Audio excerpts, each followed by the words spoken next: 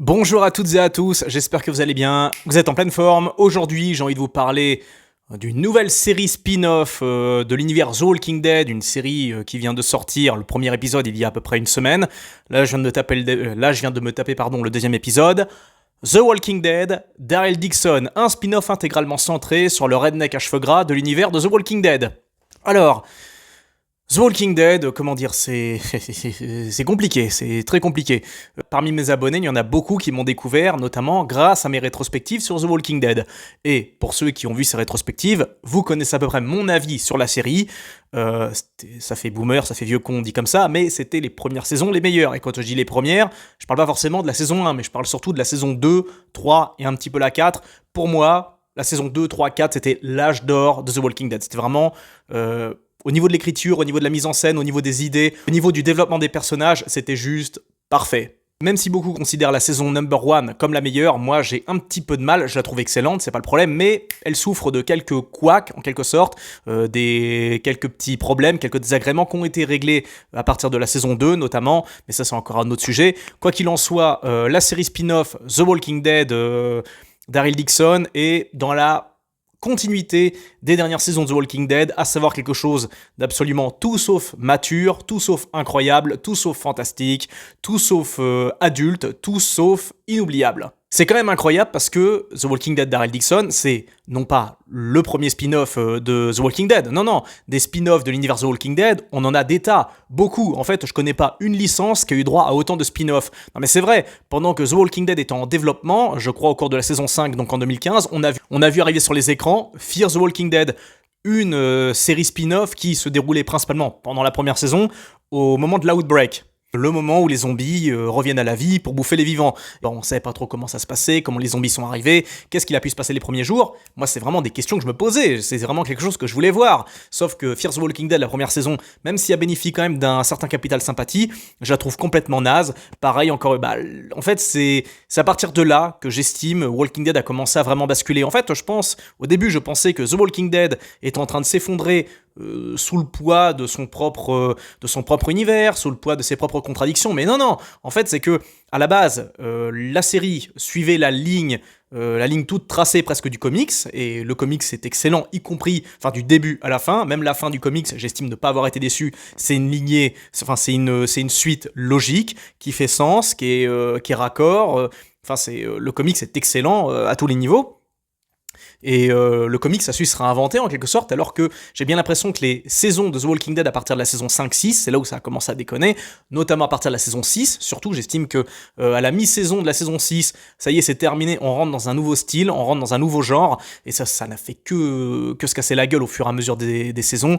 La saison 7 et 8, ça tenait encore à peu près debout, enfin la saison 7 surtout, ça allait, à partir de la saison 8, là ça a pété en plein vol, et quand quand Andrew Lincoln a quitté la série au cours de la saison 9, bon voilà, c'est même plus la peine, ça s'est effondré totalement, mais je considère que vraiment, ce qui a amorcé ce qui a flingué The Walking Dead, c'est l'apparition de Fear the Walking Dead, qui a montré un nouveau style, qui a apporté un nouveau genre en quelque sorte, un genre qui s'adressait un peu plus aux ados, qui quittait un petit peu le côté très mature, très adulte des premières saisons, et on est vraiment entré dans quelque chose d'autre. Et je crois bien que les scénaristes, les metteurs en scène, ils ont suivi le mouvement, ils ont voulu faire un petit peu comme Fear the Walking Dead pour le reste des saisons de The Walking Dead, et même chose pour les spin-offs, pour les autres spin-offs, parce qu'on n'a pas eu que Fear the Walking Dead, on a eu également The World Beyond, une purge qui a duré 2 saisons, vraiment un truc insupportable, c'est vraiment là pour le coup la série pour ados ultime, mais ça n'a pas marché bien évidemment. Bon, ils ont fait style, non, on arrête la série parce que voilà, on a d'autres projets, etc. Mais c'est juste parce que c'était un échec total, à juste titre. Personne ne le sait, je crois bien, parce que quand j'en parle même aux fans, ils en ont jamais entendu parler, mais on a aussi eu ce spin-off, Tales the Walking Dead. Alors ça honnêtement c'est un best-of, ça compile ce qu'il y a de pire dans la licence. C'est vraiment, mais du point de vue de la débilité, de l'incohérence, du malaise, Tales the Walking Dead, c'est vraiment une œuvre à part. Et limite, je vous invite à la regarder, juste pour que vous puissiez vous dire, ah ouais, on est capable de produire des trucs pareils, quoi. Et d'un côté, ça fait peur, hein, mais de l'autre côté, on se dit, la vache, les mecs qui sont derrière ça, ils ont pas peur, quoi. Donc on a ces spin-offs là. Ensuite, on a eu dernièrement le spin-off centré sur Maggie et Negan qui se déroule à New York, une espèce de pâle copie sans âme de New York 1997 de John Carpenter, Dead City. Donc en gros, Megan et Maggie vont à New York, ils se battent contre les morts-vivants. C'est naze, hein, franchement, je me suis arrêté au bout de 2 épisodes, j'en pouvais plus parce que, encore une fois, Incohérence, personnage random inutile, aucune maturité. C'est ça le problème en fait, c'est que Walking Dead, ce qu'on aimait au début, c'était la maturité, c'était le côté adulte, c'était les relations entre les personnages, c'était le réalisme qu'il y avait entre les protagonistes quoi. C'est pour ça qu'on aimait cette série. Or, ça a fini par s'effondrer de plus en plus vers une espèce de bordel post-apocalyptique sans aucun sens, sans aucune maturité, sans aucun réel but scénaristique presque, j'ai envie de dire, tellement les incohérences sont ultra nombreuses. Puis bien sûr je ne parle même pas de tout le wokisme qu'il y a eu derrière, parce que pour le coup moi je suis pas spécialement un fou, je deviens pas fou quand je vois un truc woke, honnêtement je m'en fous, parce que je sais que c'est qu'une période, ça va durer qu'un temps. Mais alors The Walking Dead, ça a été un festival. Limite, ça mériterait une vidéo entière pour montrer à quel point le wokisme, pour le coup, c'est hyper bien implanté dans The Walking Dead. C'est ce qui a flingué la série. De toute façon, ça a démarré, comme j'ai dit, le wokisme sauce The Walking Dead, ça a commencé à bien s'infiltrer au cours de Fear the Walking Dead, et juste après, ils ont suivi le mouvement. Enfin, il y a sûrement eu un switch au niveau des scénaristes. Mais à mon avis, l'effondrement de The Walking Dead, la licence, qui est en rapport, qui est arrivé à peu près au même moment, au même timing que l'arrivée de Fear the Walking Dead, c'est pas un hasard, mais bref. En tout cas, donc, on a eu le spin-off Dead City, et là, on a le spin-off, Daryl Dixon, donc, une saison intégralement centrée sur Daryl, qui arrive en France. D'accord, donc ça fait plus de 10 ans que l'apocalypse s'est mise en branle, mais bon, il y a toujours moyen de traverser l'Atlantique en bateau. Bon, écoutez, je suis pas expert en bateau, j'y connais rien en navigation, encore moins en tout ce qui touche à l'aéronautique, machin, les moyens de déplacement, mais croyez-moi que traverser l'Atlantique c'est compliqué, et j'ai du mal à imaginer un univers où c'est encore possible, où il y a 90% de la planète qui est morte. C'est un peu compliqué, je pense, de trouver le personnel qualifié, et le matériel, et puis le bateau surtout, pour pouvoir traverser un océan comme l'Atlantique, surtout sans aucune radio, sans aucun moyen vraiment de se repérer, à part à coups de carte et de boussole, comme si on était au temps de Christophe Colomb. Ça commence mal en fait, c'est que ça commence très mal. C'est ce spin-off où Daryl arrive comme par magie, comme une fleur en France. Au début, bien sûr, on comprend rien. Il est sur un bateau, sur une espèce de barque. Il échoue sur une plage du sud de la Méditerranée. Comment il est arrivé là ? On n'en sait rien, on le saura bien évidemment à la fin de la série, parce que le truc c'est qu'ils vont maintenir le suspense jusqu'au bout en mode vous verrez bien, regardez cette saison. Comme ça vous saurez à la fin comment Daryl a fini par arriver en France, et surtout vous saurez pourquoi. Moi je vous parie mon billet que la raison sera complètement naze, de toute façon déjà c'est même logique. J'ai même pas envie de savoir en réalité, comme beaucoup, je continue à regarder. Franchement, je voulais pas faire cette vidéo, honnêtement, j'avais pas envie. Ça me fait trop mal d'en parler. Mais honnêtement, moi j'ai juste envie de faire mes rétrospectives. J'ai envie de faire mes rétrospectives, des premières saisons, celles qui sont intéressantes. Et honnêtement, j'ai envie de lâcher l'affaire à partir de la saison 6-7. Mais j'ai presque envie de réaliser quand même une vidéo quand j'aurai mon PC, enfin, quand je le retrouverai. J'ai vraiment envie de faire une grosse vidéo pour faire une rétrospective, surtout pour exposer tout ce qui foire et tout ce qui déconne dans cette merveilleuse licence, ce qui était cette merveilleuse licence qu'est The Walking Dead. Donc, il y a beaucoup de choses à dire en réalité. Alors déjà, le point positif de ce spin-off, c'est l'esthétique. Déjà, d'un point de vue mise en scène, c'est très propre, c'est très beau, c'est très propre, c'est très beau. Il y a une très belle photographie. Il n'y a rien de révolutionnaire, mais c'est très propre. Et je dis pas ça parce que ça se déroule en France. Cocorico, ça se déroule chez nous. D'ailleurs, anecdote, j'ai postulé pour tourner dans un épisode de The Walking Dead Daryl Dixon, parce que, figurez-vous que là où j'habitais, il y avait justement un casting au niveau de Cherbourg. Donc, j'avais postulé pour aller au Mont-Saint-Michel, parce qu'il y a eu un peu de tournage là-bas. Bien évidemment, j'ai été recalé, mais quoi qu'il en soit, j'ai quand même tenté ma chance. En tout cas, c'est pas parce que la série a été tournée en France que voilà, je vais dire génial, fantastique, c'est super. Oui, c'est très beau, oui, c'est cool, ça fait plaisir au cœur, à l'âme, de voir que notre pays intéresse toujours un peu, et que, écoutez, c'est cool de voir un mec comme Daryl Dixon, puis toute une équipe de production américaine débarquer chez nous. Pour autant, est-ce que ça en fait une série de qualité ? Non. Parce que pour le peu que j'ai vu sur des épisodes, c'est dans la suite logique de ce qu'on a déjà vu dans les Fear, dans les Dead City, dans les World Beyond. Enfin, c'est un best-of en fait de tout ce qui... En fait, si vous voulez savoir, Daryl Dixon, c'est un peu le best-of de tout ce qui se fait de plus mal, de plus mauvais dans tous les spin-offs de The Walking Dead. Et au niveau incohérence, croyez-moi, on va être servi. Alors on va oublier le fait que Daryl arrive comme par magie dans le sud de la France, sans trop savoir pourquoi. Pour ceux qui ont suivi la saison 11, en gros, Daryl se casse d'Alexandria, je crois, du coin où il habite avec sa communauté, pour partir à l'aventure, on ne sait où, mais ça c'est justement pour nous amener vers Daryl Dixon. Mais honnêtement, on s'en fout. Nous, ce qu'on veut savoir, c'est l'origine du virus zombie, parce qu'à la base, ce spin-off repose là-dessus. Daryl part en France pour enquêter. Le mec, il a aucune formation en sciences ni rien, en médecine, mais bon, il y va quand même. Il arrive en France pour découvrir l'origine du virus zombie. Bon, d'un côté, qu'est-ce qu'on en a à foutre? La quasi-intégralité de la population est morte. De toute façon, quand vous êtes mort, bah, vous revenez à la vie, donc quelque part, c'est foutu en réalité. Mais bon, le mec s'accroche, il traverse l'Atlantique pour aller trouver une solution, une combine pour, je sais pas, potentiellement empêcher le virus de continuer, de muter. Parce que est-ce que c'est un virus? On n'en sait rien. Moi, ma théorie, c'est que je pense pas que ce soit un virus. À mon avis, c'est un truc maléfique, un petit peu qu'on peut pas trop expliquer. Je pense que la série s'est un petit peu noyée dans son propre style, en mode ils ont voulu appuyer à mort sur le fait que non mais attendez les gars, il y a une solution, on peut peut-être trouver un antidote, machin, parce que ils en parlaient brièvement dans cette purge de World Beyond. Ils ont bien appuyé le truc justement dans quelques indices disséminés dans les séries, dans les spin-offs. Et là, c'est le volet final où en gros, enfin, on arrive à la terre d'origine, soi-disant, du virus zombie, parce que c'est ce qui était à peu près dit dans la première saison, rappelez-vous, avec le scientifique, quand il dit qu'en gros, les Français ont tenu jusqu'au bout par rapport aux études, aux recherches contre le virus zombie, mais ça veut pas pour autant dire qu'on est responsable de tout ce bordel. Et le truc, c'est que, bah... Ça pourrait être intéressant, franchement, mais le truc, c'est que ça part tellement dans tous les sens et ça nous amène dans un lore, dans un univers qui est totalement, mais what the fuck, parce que ce qu'on aimait dans les premières saisons, et je pars du principe que vous aimez les premières saisons, ce qu'on aimait, comme j'ai dit, c'est son réalisme et sa maturité. Or là, on n'a ni réalisme, ni maturité, parce qu'une fois de plus, on a l'impression d'assister à une série pour adolescents. Au niveau des incohérences, c'est un festival, et surtout, au niveau des personnages, c'est pareil, c'est encore la même chose. On a l'impression de revoir, en fait, c'est un jour sans fin, Daryl Dixon.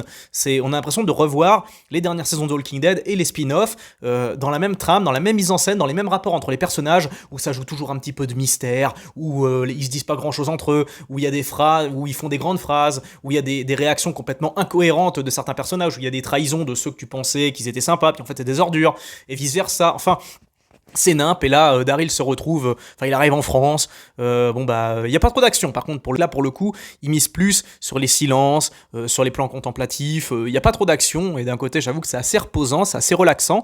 Pour autant, est-ce que ça en fait un truc absolument fantastique? Non, mais il y a de l'idée, quoi, il y a de l'idée, surtout au niveau de l'esthétique, au niveau de la photographie, comme j'ai dit, ça au moins c'est bien, ça apporte une certaine plus-value, mais le truc, c'est que, Daryl arrive en France, il essaye d'esquiver les zombies, à un moment, ils mettent un petit peu, voilà, ils essaient un peu de nous réveiller en nous montrant un zombie nouvelle génération, en gros une espèce de nouvelle race. En fait, c'est un zombie qui est acidifié, donc s'il vous touche, il vous crame. Bon, ok.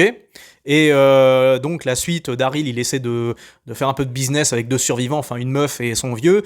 Ils échangent des pommes, et puis en fait, elle lui met un coup sur la gueule pour l'assommer, parce qu'entre deux, il y a un groupe armé qui arrive, et puis voilà, ce groupe armé, ce groupuscule, il rançonne les voyageurs. Juste après, Daryl est recueilli pour être envoyé chez des nonnes. Ces nonnes-là, le soignent, lui donnent à bouffer, et en même temps, il voudrait bien que Daryl il se casse avec un garçon, parce qu'il faut qu'il découvre le monde, faut qu'il parte en voyage initiatique dans ce pays complètement désolé et encore envahi de zombies, donc ouais, pourquoi pas. Et donc Daryl va prendre le gamin sous son aile après qu'il se passe quelque chose, parce que ce qui est bien au moins dans ces épisodes-là, c'est qu'ils sont assez longs et il se passe quand même pas mal de trucs, alors qu'il n'y a pas trop d'action, ce qui est assez particulier. Mais en soi, là, le deuxième épisode, je l'ai regardé, ils nous refont encore des clichés, genre par exemple Daryl et son équipe et sa Dream Team, ils se retrouvent prisonniers d'une bande d'enfants, des enfants survivants en gros, qui ont survécu à l'apocalypse et qui vivent dans une espèce de société parallèle, où ils vivent un peu dans une école, ils sont tous entre 8 et 20 ans, puis là, c'est un truc qu'on a déjà vu 50 fois, quoi. La dernière fois que j'ai vu ça, c'était dans Black Summer, dans la première saison, quand il y a des gamins qui tiennent une école, des gamins qui butent les adultes. On a déjà vu ça, j'imagine, dans d'autres trucs apocalyptiques, post-apocalyptiques, mais c'est chiant, c'est long, il y a rien d'incroyable, il y a aucune nouveauté. En fait, le truc, c'est qu'on sent bien que c'est une série qui est là uniquement pour faire du pognon. C'est un peu une espèce... Bon, pour le coup, ce qui est bien, c'est que ça met notre pays en valeur par certains aspects, mais ça reste, je vous dis, c'est pas exceptionnel, c'est pas incroyable. L'âme de The Walking Dead, ce qu'on voulait voir des premières saisons, ça ne revient pas, ça ne reviendra peut-être jamais, même si on s'accroche, même si on a ce petit espoir de nous dire que, enfin, ils vont peut-être faire machine arrière, un rétropédalage en mode non mais c'est bon les gars, on arrête nos conneries, on arrête de vous sortir nos bouffonneries là, nos trucs complètement irréalistes, complètement nazes, et on va revenir à quelque chose de plus mature, quelque chose de plus réaliste, quelque chose de plus humain, quelque chose de plus adulte. Non, rêvez pas, hein, ils vont aller jusqu'au bout dans la débilité, parce que je crois que en fait, ceux qui regardent cette série, c'est ceux qui, c'est les gens comme nous, qui ont encore l'espoir que ça change, mais malheureusement, je pense que ça ne changera jamais. Et pour le peu que j'ai vu, avec ces 2 épisodes, croyez-moi, c'est mal barré. Donc on verra bien la suite, en tout cas, écoutez, grosse déception, enfin non, je suis même pas déçu en fait, parce que je m'y attendais en réalité, c'est même pas une déception, pour le coup, même, comme j'ai dit, Daryl Dixon, par rapport à tous les autres spin-offs, c'est un spin-off qui est réussi. C'est dire, mais c'est pas parce qu'il est réussi qu'il est bon. En fait, il est réussi par rapport aux autres. Et croyez-moi que c'est oubliable, carrément. Et honnêtement, si ça se déroulait pas en France, je sais pas si je regarderais. Franchement, je regarde uniquement pour le côté un peu patriotard. J'en sais rien. Saucisson pinard. Ouais, les Français, ouais, cool. Bientôt, on verra peut-être, je sais pas, Daryl bouffer un croissant avec un petit verre de vin rouge. On n'en sait rien. Là, ils devraient arriver sur Paris. Ah bah tiens d'ailleurs, pendant qu'on parle de Paris, les scènes de l'Outbreak, ça faut qu'on en parle. Parce que s'il y a bien un truc qui m'a toujours un peu intéressé dans The Walking Dead et dans tous les trucs post-apocalyptiques, c'est l'Outbreak. C'est les débuts, quand l'infection, quand l'apocalypse arrive. Et là, dans cet épisode, dans l'épisode 2 de Daryl Dixon, on nous montre la ville de Paris en plein outbreak, c'est-à-dire avec les zombies qui arrivent. Il y a du potentiel, franchement, il y a moyen de faire des trucs de ouf, comme par exemple, il y a ce passage où la meuf, la Clémence Poésie, elle est dans le métro, puis elle voit une rame de métro passer avec tous les gens qui se font bouffer à l'intérieur. Ça, c'est cool, mais le reste, c'est de la merde, parce qu'en fait, en gros, c'est... Vous avez vu la série web L'Effondrement ? Eh ben franchement, ces gens-là, avec 10 fois moins de budget, ils vous font un truc 10 fois plus angoissant. Franchement, j'étais pas bien quand j'ai regardé L'Effondrement, c'était angoissant, quoi. Alors que là, honnêtement, on n'y croit pas une seule seconde. Il y a aucune tension, il y a aucune action, il y a aucun côté spectaculaire, il y a même pas de gore. C'est du gâchis, c'est tout simplement du gâchis, et... il y avait moyen de faire un truc, quoi, et qu'on me sorte pas qu'on a tout vu, tout connu, on peut plus se renouveler, c'est faux. Regardez The Last of Us, même si cette série est naze, même si elle est surcotée, même si pour moi c'est un gros scam, au moins on peut retenir que la scène de l'Outbreak qu'on a vu dans le premier épisode il était réussi, il était exceptionnel. Moi j'ai frissonné pendant toute la scène, quand Joël, Ellie, Joël, sa fille, et son frangin Tommy, ils sont dans le 4x4 et puis qu'ils se barrent à travers la ville, tout ça, puis que tu vois les avions, les gens qui hurlent, ça c'était super comme scène, on ressentait une méga tension, alors que là c'est terminé, on n'aura plus ça. D'ailleurs, je tiens à dire que la scène de l'Outbreak, le court passage dans la saison 2, quand Shane est avec Laurie dans la file de bagnole, là, aux alentours d'Atlanta, cette scène, alors qu'il n'y a pas un seul zombie dans cette scène, la scène de l'Outbreak, justement, où tout s'effondre, où tout le monde se barre dans la campagne, quitte les centres urbains, etc., cette scène, même sans un seul zombie, j'estime que au niveau de l'angoisse, et surclasse tout ce qu'on a pu voir dans Fear the Walking Dead, dans tous les autres épisodes de The Walking Dead confondus, il n'y a pas un zombie et on est terrifié, quoi. Et je sais plus c'est quel épisode, je crois que c'est le 4, 5, l'intro du 4 ou 5e épisode de la saison 2, quand vous avez Shane et Laurie. J'en avais parlé dans ma rétrospective sur la saison 2, mais bref, en tout cas, c'était il y a 12 ans, on arrivait à faire des trucs, mais 10 fois mieux qu'aujourd'hui. Franchement, faut m'expliquer, quoi. Pour ça, les scénaristes en grève, mais en grève de quoi ? Ça fait 5 ans qu'on nous sort de la merde, je veux dire... ça fait combien de temps qu'ils sont en grève ? Ça fait 3 mois, je crois, mais j'ai l'impression que ça fait au moins 5-10 ans qu'ils sont au chômage presque, parce que des séries, des films inoubliables sortis ces dernières années, il n'y en a pas tant que ça quand on fait le ratio. Donc, puis là, on voit bien que il n'y a aucun spin-off qui relève le niveau, il n'y en a aucun qui sont exceptionnels, il n'y en a aucun qui arrive à, je veux dire, ne serait-ce qu'à simplement s'approcher du niveau moyen, du niveau correct. Non, c'est toujours naze. On est à des années-lumière de ce qu'on a vu pendant les premières saisons, et me dites pas que c'est parce que voilà, c'était le début, c'était nouveau, que je parle avec la nostalgie. Oui et non, il y a peut-être un petit peu de ça, mais je vois bien avec les nouveaux, mes abonnés les plus jeunes qui ont découvert The Walking Dead récemment, ils sont tous unanimes. Les premières saisons sont excellentes et celles qui viennent sont complètement nazes. Donc c'est même pas une question d'âge, une question de nostalgie. Mais bref, en tout cas, c'est un autre sujet. La vidéo commence à s'éterniser. Je vous laisse tranquille. Dites-moi ce que vous en pensez de ce spin-off, si vous l'avez vu. Donnez-moi votre avis dans les commentaires. Je referai une vidéo, je pense, pour reparler de The Walking Dead quand j'aurai mon PC, quand j'aurai mon matériel pour faire un truc avec des images, des inserts de vidéos, etc. Vous inquiétez pas. Là, fallait que je me lâche, c'était un petit coup de gueule parce que franchement, je suis fatigué de The Walking Dead, je suis vraiment fatigué de cette licence, je voudrais que ça s'arrête, qu'on en finisse pour de bon, et j'ai presque envie d'oublier vraiment de prendre un truc pour une pilule pour m'effacer la mémoire après la saison 6, j'estime qu'il n'y a plus rien à gratter. Donc bref, donnez-moi votre avis dans les commentaires, je vous dis à très bientôt pour une prochaine vidéo mes petits loulous, plein de bisous à tous, prenez bien soin de vous, c'est le plus important, ciao.